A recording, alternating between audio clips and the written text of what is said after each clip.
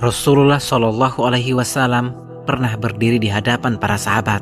Lalu beliau bersabda bahwa beliau melihat sesuatu yang menggetarkan. Beliau melihat mayoritas penghuni neraka adalah wanita. Mengapa? Apakah karena Allah tidak adil? Apakah karena wanita lebih rendah? Ataukah karena ada sifat-sifat tertentu yang sering diremehkan padahal berat di sisi Allah? Hari ini kita akan membuka dalilnya dengan Al-Quran, dengan hadis yang sahih, tanpa tambahan kisah lemah, tanpa dramatis berlebihan. Karena ancaman dalam Islam adalah bentuk kasih sayang sebelum hukuman datang.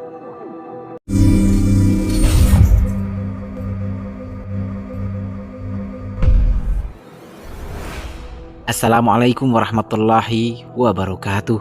Segala puji bagi Allah, Rabb yang maha adil, yang tidak menzolimi hambanya walau sebesar biji sawi. Salawat dan salam semoga tercurah kepada Nabi Muhammad SAW yang tidak berbicara dari hawa nafsu tetapi dari wahyu yang diwahyukan.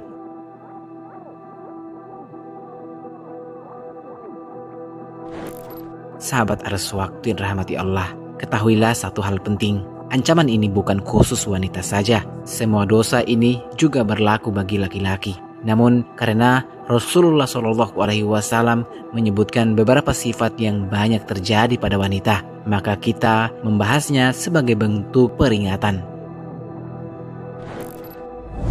Mayoritas penghuni neraka. Rasulullah SAW bersabda, "Aku diperlihatkan neraka, maka aku melihat mayoritas penghuninya adalah wanita." Hadis riwayat Sahih Al-Bukhari dan Sahih Muslim. Para sahabat bertanya, "Mengapa wahai Rasulullah?" Beliau menjawab, "Karena mereka banyak melaknat dan mengingkari kebaikan suami." Ini adalah dalil sahih, artinya ada sifat-sifat yang menjadi sebab. Mari kita rinci satu persatu.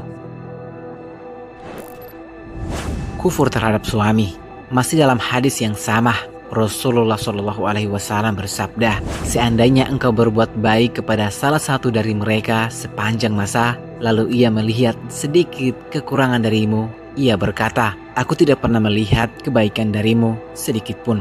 Ini disebut kufur terhadap pasangan, bukan kufur akidah. Allah Subhanahu wa Ta'ala berfirman, "Sesungguhnya jika kamu bersyukur, pasti aku tambah nikmatmu." Al-Quran Surah Ibrahim ayat 7.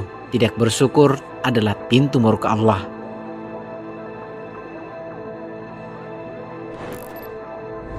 Banyak melaknat dan lisan yang kasar. Rasulullah SAW bersabda, "Sesungguhnya seorang hamba mengucapkan satu kata yang ia anggap ringan, namun karena itu ia terjerumus ke dalam neraka sejauh antara timur dan barat." Hadis riwayat Sahih Al-Bukhari dan Sahih Muslim. Lisan adalah sebab utama kebinasaan. Berpakaian tetapi telanjang. Rasulullah SAW bersabda, "Wanita-wanita yang berpakaian tetapi telanjang, mereka tidak akan masuk surga dan tidak mencium baunya." Hadis riwayat Sahih Muslim. Para ulama menjelaskan pakaian tipis, ketat, membuka aurat, atau memperlihatkan lekuk tubuh. Tabarruj, berhias berlebihan di hadapan non-mahram. Allah Subhanahu wa Ta'ala berfirman, "Dan janganlah kamu bertabarruj seperti tabarrujnya orang-orang jahiliyah dahulu." Al-Quran Surah Al-Ahzab ayat 33. Tabarruj adalah menampakkan perhiasan untuk menarik perhatian laki-laki.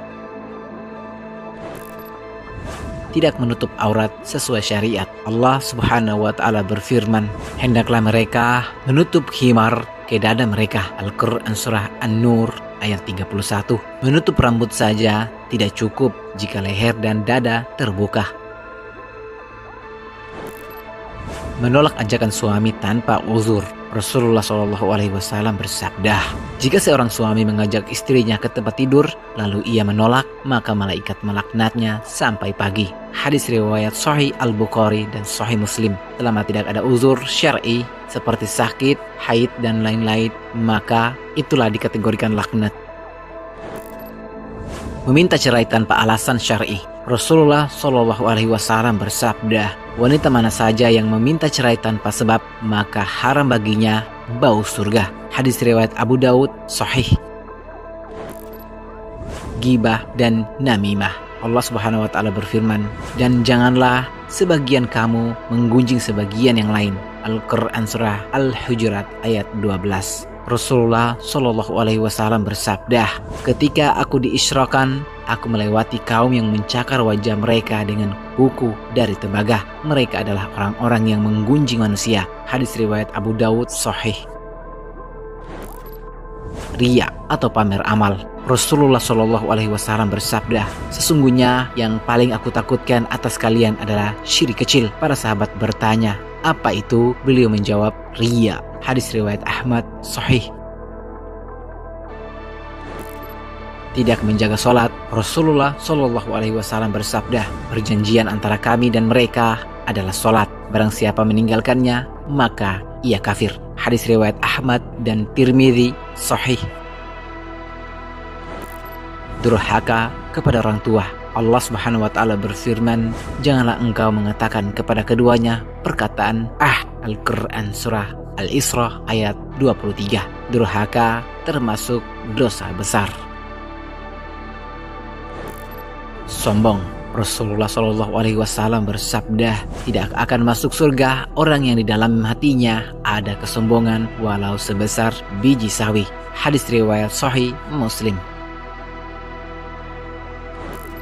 Menyebarkan rahasia suami. Rasulullah Shallallahu alaihi wasallam bersabda, "Sesungguhnya termasuk seburuk-buruk manusia di sisi Allah pada hari kiamat adalah seorang laki-laki yang membuka rahasia istrinya dan istrinya membuka rahasianya." Hadis riwayat sahih Muslim. Syirik dan tidak bertaubat dari dosa besar. Allah Subhanahu wa taala berfirman, "Sesungguhnya Allah tidak mengampuni dosa syirik." Al-Quran surah An-Nisa ayat 48.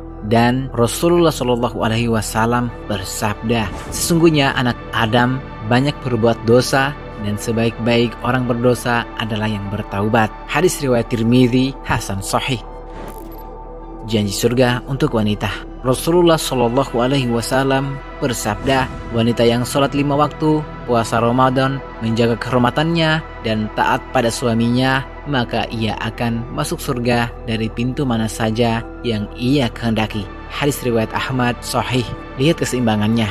Ancaman ada, tapi pintu surga terbuka lebar. Sahabat arus waktu yang dirahmati Allah, neraka bukan untuk ditakuti saja, tetapi untuk dihindari. Dan ancaman ini bukan vonis, ini adalah peringatan sebelum terlambat. Allah Subhanahu wa taala berfirman, "Wahai hamba-hambaku yang melampaui batas terhadap diri mereka sendiri, janganlah berputus asa atas rahmat Allah." Al-Quran surah Az-Zumar ayat 53. Selama masih hidup, pintu taubat terbuka. Semoga Allah menjaga para wanita muslimah, menjadikan mereka perhiasan dunia yang taat dan memasukkan mereka ke dalam surga tanpa hisab. Wassalamualaikum warahmatullahi wabarakatuh.